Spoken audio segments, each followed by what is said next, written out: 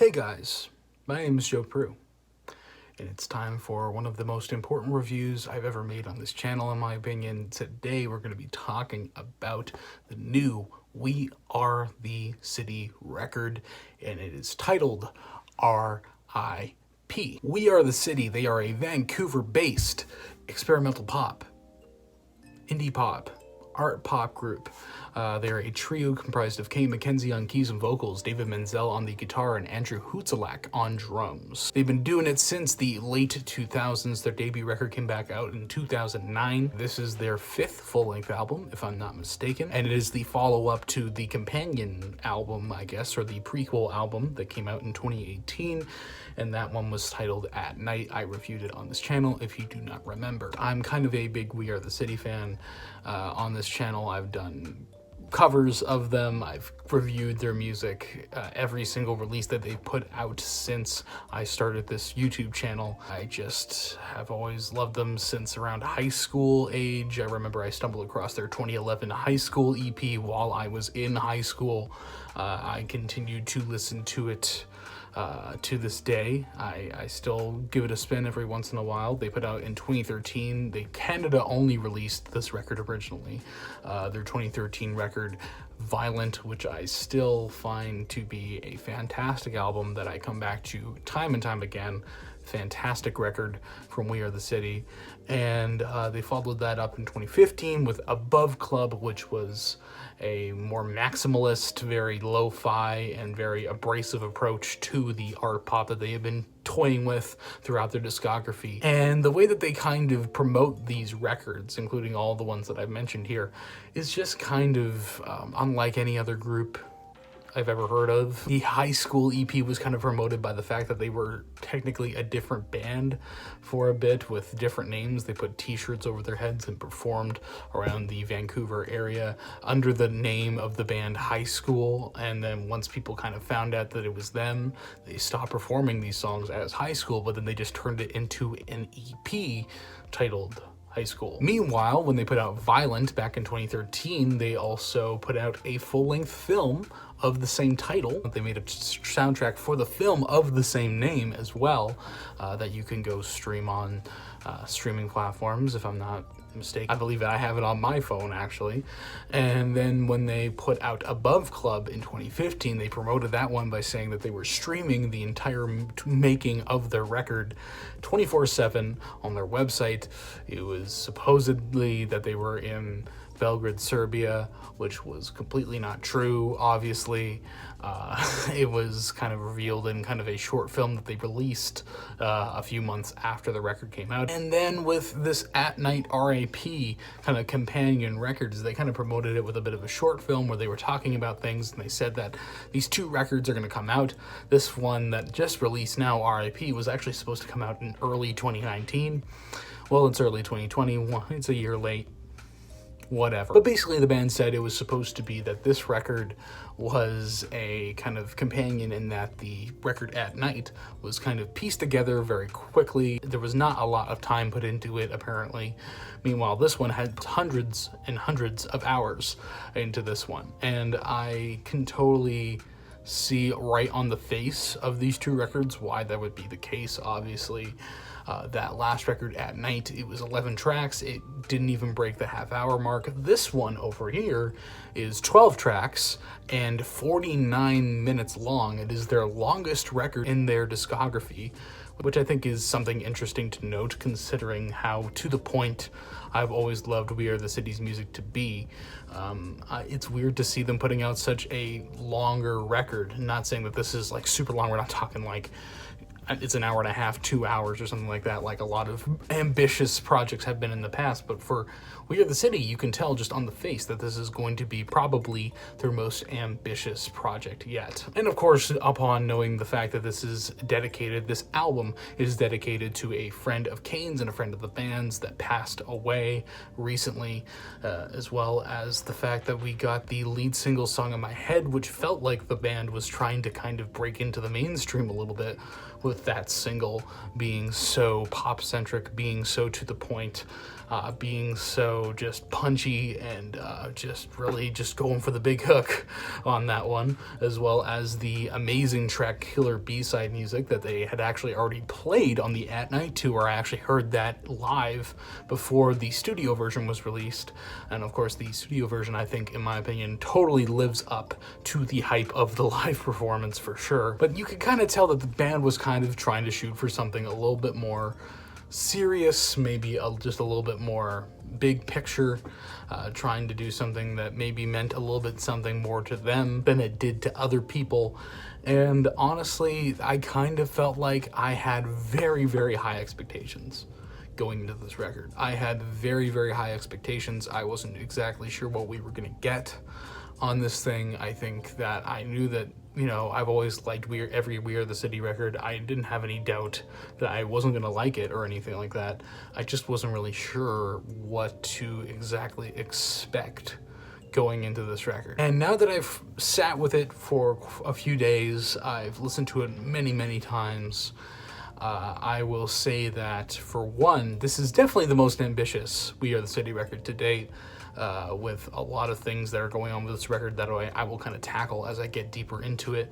Also, I do think that this is the best produced We Are the City record to this point. I love the production sound of this record. The drums are just so crispy on this record. They sound fantastic consistently on this record.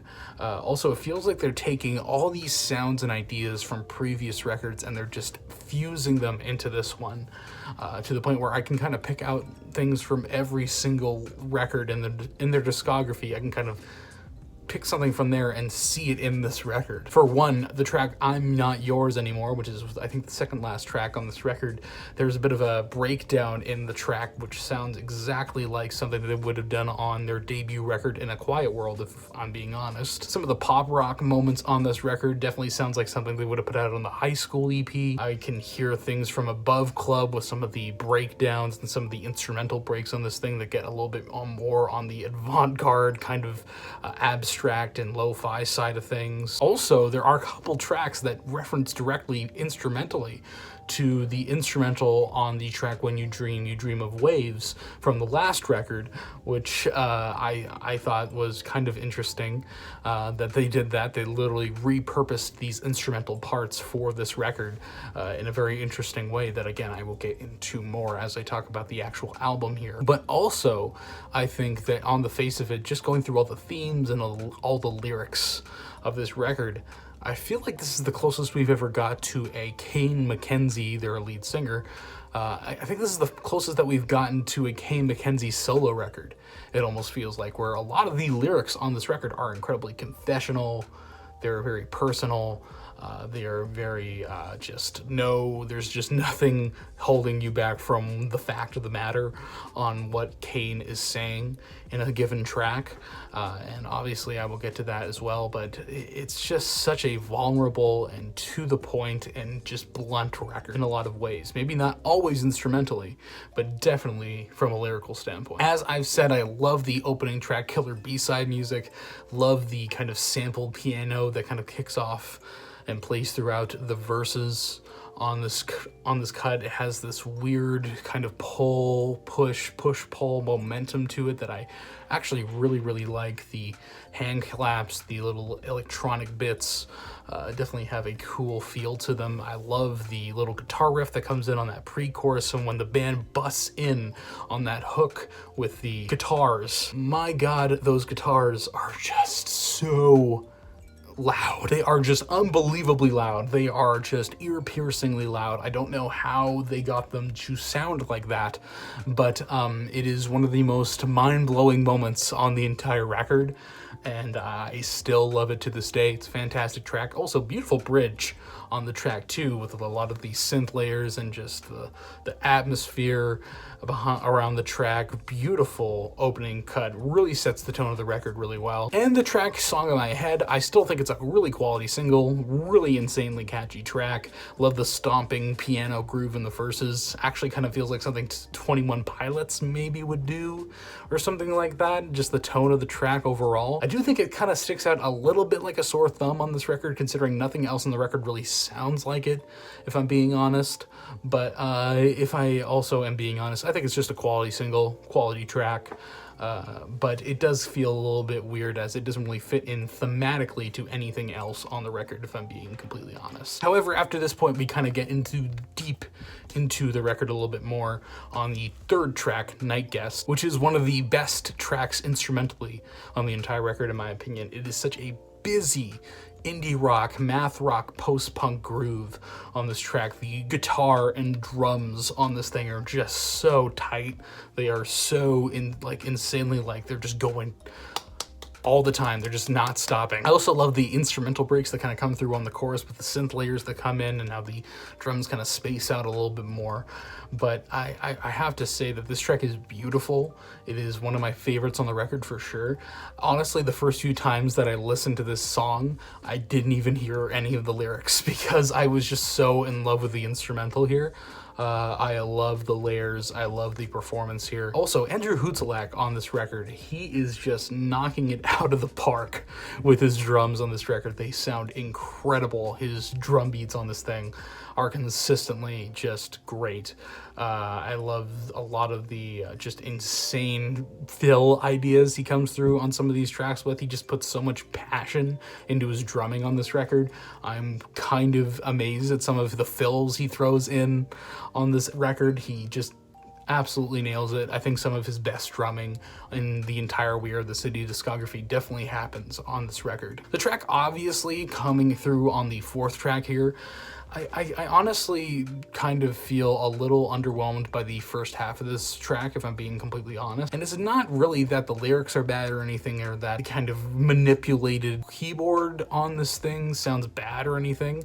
And it actually borrows the drum beat from the first half of the track When You Dream of Waves from At Night, which I thought was a pretty cool little instrumental detail on this cut. But I do think that the chorus, the way that these kind of stop-start riffs with the strings and the keys and the guitar and the drums, it sounds kind of messy and not in a very good way. I do think that that could have been cleaned up a little bit more. It does sound a little too disjointed, a little bit too herky-jerky. Not saying that I don't like herky-jerky stuff or anything like that. I just think that this track could have been cleaned up maybe just a little bit more, though I don't hate the track at all. I actually really love the outro on it that also borrows from When You Dream of Waves a little bit with the chord progression that comes in, but it's incredibly pretty, incredibly beautiful. Also love a lot of the lyrics on this track. Again, as I said, as Kane says in the chorus, that he thought that when he was younger, the time would never change him, but it did, obviously. Also, some of his lyrics that come through on the back end of the track are pretty funny, especially when he has that one line where he says, when the money dries up, who's gonna pay for me to go to art school, or something like that. I think that was the lyric or something like that.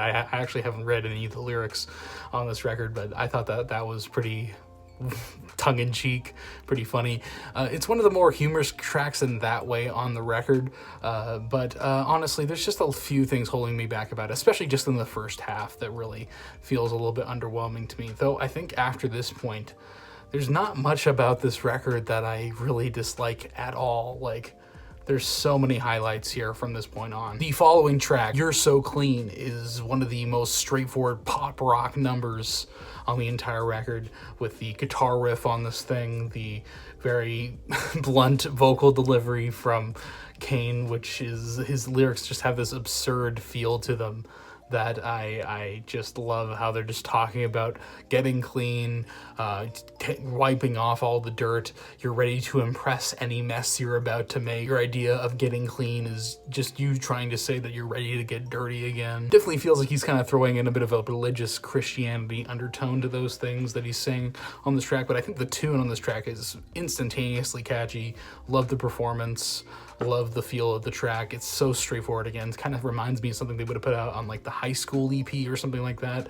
Also, I've never heard a track really do this before, but there's kind of a fake fade out midway through the track, where the guitars and the synths kind of start to fade away and then they fade back in. Like, it's kind of like a fake end of the song before the second half of the track, where King kind of goes on this singing monologue of sorts, where he's talking about the idea of tomorrow being an endless thought, or something like that. Like he's kind of saying that, and tomorrow is just, we always put everything on tomorrow. Like, oh, things will get better tomorrow. Maybe, you know, I'll stop doing this tomorrow. I'll be a new person tomorrow. I'll do all these things tomorrow. Tomorrow gets me through today, as he says multiple times on the track, which I feel like is definitely one of the most interesting philosophical points on this record. Definitely one of the better themes on this thing, one of the more interesting themes that he kind of comes through, as it kind of feels like throughout this record, especially after this point on the record, that Kane kind of starts to get deeper into his subconscious on this record. It feels like he's just kind of going through all his dirty laundry a little bit on this thing. He's kind of just unearthing all these things that he's never talked about on record, and he's just kind of putting it all out there from this point out on the record, which I feel like he's kind of doing because of the loss of this person in his life. And it's very interesting where the record goes from this point on, as I think the record kind of just gets better and better from this point on. It's kind of really, really commendable what Kane does lyrically on this record. I have tons of respect for a lot of the things that he says here. The instrumental kind of break in the middle of this record, "You can't blame me, but you can blame yourself," it does have a really nice tone. I think I saw some review talking about how it kind of sounds like a Tame Impala instrumental, kind of a little bit, though I wouldn't say completely. I do think that it is a little long. It doesn't really have a satisfying ending or anything like that. I do kind of like it as an instrumental interlude, as a bit of a break in between the two halves of the record, as I do think that the second half of the record does go into different instrumental ideas a little bit, goes into slightly different themes as well. This placement of this instrumental makes sense. And then after this, we get the track God&Man, which is one of definitely the most revealing track on the entire record for Kane, I think, where he's just talking about how he's done all this stuff that he's just kind of ashamed of. He's done all these things that he's just he can't seem to get over. The first verse of this track is literally him listing off these things that he's so just kind of ashamed of, like how when it was 11 or 12, he lost his virginity to porn. That literally, that's just what he says on the track. That's literally his exact words. He talks about how when he first did drugs, specifically acid, he didn't tell anybody. He didn't want anybody to know for some reason, and he just had to talk himself down from, after doing these drugs, had to calm himself down by himself. He didn't have any friends or anybody there with him. He talks about stealing money from his dad afterwards. It's just kind of super duper confessional. It's just super duper real. And I've never really heard another record exactly do it like this, where he's just listing off things that just kind of have messed him up. And he then backs that up with the chorus of, if Jesus was God and man, but never sinned, was he actually a human person? Like, was he actually a human at all? Definitely there's a point to be made there. I definitely get what Kane's trying to say on the track. It's definitely one of the most interesting tracks on the record lyrically, and instrumentally it definitely has a pretty beautiful instrumental. It's very laid back. It's very it's much more low-key than a lot of other instrumentals on this record, I would say, which makes sense for how freaking confessional and how important the lyrics are to this track. I do actually really like Andrew Hutzlak's beat on this track too, along with the keyboards. It's a really nice touch. The 5.5 minute epic St. Peter, one of the longest We Are the City tracks to date, is a fantastic track, in my opinion. I can't get enough of this cut. I love the keys that open up the track. They're beautiful. I love how they're so grainy and lo-fi. And then when the beat comes in with the guitar and the synths and the kind of vocal ooh, like kind of in the background, adding this extra texture, really sounds awesome. Also, the lead vocals on the hook to this track actually come from Kane's father himself, and he also kind of does a bit of a vocalization thing on the outro of the track, which I thought was awesome. Really great performance. Also, the lyrics on this track from Kane kind of deal with how do you know that this thing that you're doing right now, or these things that you do throughout your day, are not going to be the last time you ever do them. And it's just kind of another track where it feels like Kane's going through these feelings of just kind of uncertainty, kind of questioning life itself. Like it's quite revealing the way he talks about it, but really what ends up winning me over on this track, even though I do like his lyrics quite a bit, is the instrumental. As I mentioned, I do like a lot of things about the way this track opens up. Also, I love the breaks in this track where a drum kind of comes in, a kind of drum, like another drum clip comes in, and it's actually the same exact drum clip from, I believe, the track When You Dream of Waves that comes in on the second half of that track. They use the exact same freaking drum break, and I remember when I talked about that record, that was one of my least favorite tracks, which is kind of weird, but I love the way it is incorporated on this track, where it's not like a huge focus of one end of the track.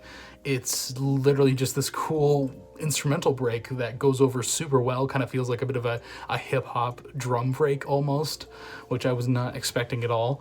Really cool.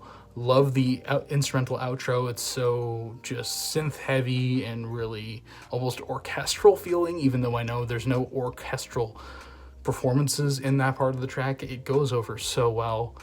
Love this track to death. And the following track, Me Plus Me, is another huge favorite of mine on the record. Love the tune here. Love the guitar and keys on that hook that come in. They're so distorted, so hard-hitting. The drums on this track sound fan-freaking-tastic. Also, I love the inclusion of the acoustic guitar on this track, especially in the verses, as I don't think I've heard We Are the City use an acoustic guitar on record since like My Old Friend or something like that. The book is fantastic. I love a lot of the themes and the lyrics coming through, a lot of, again, the kind of background that you're getting from Kane on this thing. I think, again, it's just a fantastic combination of the lyrics, the tune, the production, the performances here. It's just a killer tune. Definitely one of my favorites. I hope they perform this live when I do see them next live, because this song is so freaking good. After this point, we kind of get the closing out of the record, and if I'm being completely honest with you, the closing of this record, the stretch that we kind of get in the second half of the record, is easily not only some of the best music that We Are the City has ever done, I think it's easily their best closing numbers to a record from this point on, with the Children's Hospital ambience track, which is kind of a break track in the middle of right before the last two on this record, and it's beautiful, it's tranquil, super duper raw and vulnerable. Kane's vocals, they have this such squeaky quality to them on this track, but it just kind of works with the instrumental that they bring to the table, which is really peaceful and gorgeous and synthetic, and I just, it's kind of a perfect tone setter for how emotional the final two tracks of this record are going to be, which of course the second last track, as I mentioned earlier, is I'm Not Yours Anymore, which is probably one of my favorite We Are the City tracks. Actually, these last two tracks are two of my favorite We Are the City tracks of all time. I'm Not Yours Anymore is such a perfect track to me. I really wouldn't change anything about it. Love the momentum of the track. I love how the first line of this cut is Kane saying, "This song makes me sad, so turn it off." He almost doesn't want to sing what he's going to sing later on in this track, and also what he's going to sing about on the title track that closes out the record. But the instrumental on here is fantastic. I love the way that it instrumentally hints toward what is going to be happening on the next final track. It's really smart. I love the momentum behind the track. Again, that little instrumental break with the drums and kind of sounds like almost hand claps. It sounds like something that would have come out on their first record. And I feel like that is so perfectly intentional for this track, as I think that, as you get towards the end of the track, Kane starts really getting into depth about this friend of his, who I believe was named Kyle. And he just continues to go into all this personal stuff with him, that he obviously, no, this couldn't be any other person. Like, the way he just describes it is so detailed. He goes into so many personal things with this person's life, and how he was obviously a very troubled, very detailed, very interesting person to know. And obviously he was a big part of Kane's childhood. And Kane had said, I think I saw in a We Are the City Instagram post or something like that, that this song and this record was actually originally dedicated just to the fact that this friend was kind of fading in his life. This part of his childhood and part of his life up until this point was starting to fade out of his life, and it was kind of going to be just dedicated to his friend in that way. But then the friend obviously died. And not only does I'm Not Yours Anymore serve as a fantastic setup to this final RIP track, it's honestly just a perfect track in my opinion. Absolutely perfect. I wouldn't change anything about it. I think that the title track is a perfect way to close out the record. Kane's vocals, I mean, they are just so raw on this final track. Like, you can literally hear him getting choked up, feels like he's actually crying at a couple points while performing this track. The instrumental is just slow-mo, it's synthetic, it is gorgeous. It is, I love the freaking layers that come in right when Kane talks about, oh my god, his last line of the entire record is, "I'm afraid to die, were you?" And the synths that come in are just, they're heavenly. Like, they're just beautiful. Like, they're fantastic. Like, and it's such a gorgeous outro. I just don't have anything bad to say about it. It's made me cry a few times, and I'm already kind of getting a little choked up talking about it, as you can tell. But it's fantastic. And honestly, again, having listened to this thing multiple times, I've listened to it over and over. I have sat with it. I didn't want to make a review like a couple days after it came out, in case I was being premature about my feelings. And I'm honestly going to say with you, this is my favorite We Are the City record. Like, this is my favorite. This is absolutely my favorite record from them. And I just don't have anything really bad to say about it. Again, a couple tracks maybe that I have a couple, one or two things about those two tracks that I wish were a little different, honestly, and those are my complaints. The lyrics are so confessional. The performances are so fantastic and raw on this thing. The emotions are so like, you just feel the emotion of this record. The production is fantastic. It has just enough grit and just enough punch, but it doesn't feel like it's overwhelming you. At times gorgeous, at times really abrasive, at times it is deceivingly simple. Everything just kind of works on this record for pretty much the entire time. Pretty much everything just works on this thing. I love the tunes on here. I think there's a ton of catchy moments on here, as much as there are very linear and experimental moments on here. It's kind of the best of all the worlds, and I just don't have much bad to say about it. It's really good, and you should listen to it if you have not already, because it is a fantastic record. I've seen some people just say it's kind of an okay record. I honestly don't know what record you were listening to, because this thing is fantastic. And I'm also a huge We Are the City fan, so maybe it just resonates with me a little bit more because of that. But not only do I think that this was a important record for the members of the We Are the City to put out for themselves, I'm so glad that I got to hear it, and that I think it's fantastic. And I really don't have a lot of bad things to say about it. I don't think any record is going to be perfect for me ever. I have a couple of issues with a couple tracks, but man, is it good. It is. I can listen to this thing all the way through and I don't skip anything. Like, it's really good. On a scale of 1 to 10, I'm feeling like a 9.5 out of 10. Like, this is insanely good. It is great. We Are the City, if you're watching, thank you guys. Fantastic. Don't have anything bad to say about it, really. And if you don't come to Winnipeg on your upcoming Canada tour, and I have to fly again, that's going to be tough. But if I have to do it, I'll make it happen. Love what you guys have done here. It's a gorgeous album, and I'm so happy. I'm so happy that this happened. It's great. It's your best record. It's your best record, and I thank you that you took so much time baking it. That's it, I guess. That's it. Thank you guys for watching. If you care, hit subscribe. If you want to check out my other stuff on my social media, I have music out. Whatever. It's all in the description. Also, review stuff, review details if you care at all, are in the description as well. You can check that out. We Are the City. Joe Prue. My name is Joe Prue. That's my name, by the way. And this is Joe Prue Music Reviews. And I am out.